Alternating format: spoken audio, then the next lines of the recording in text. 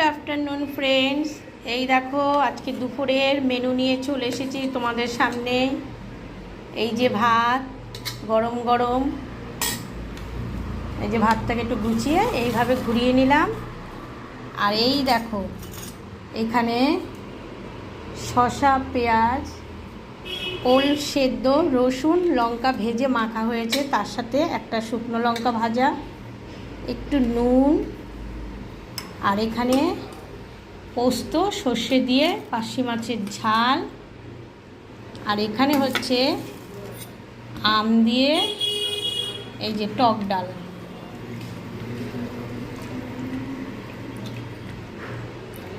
এই হচ্ছে আজকে আমাদের দুপুরে খাবারের মেনু। এই যে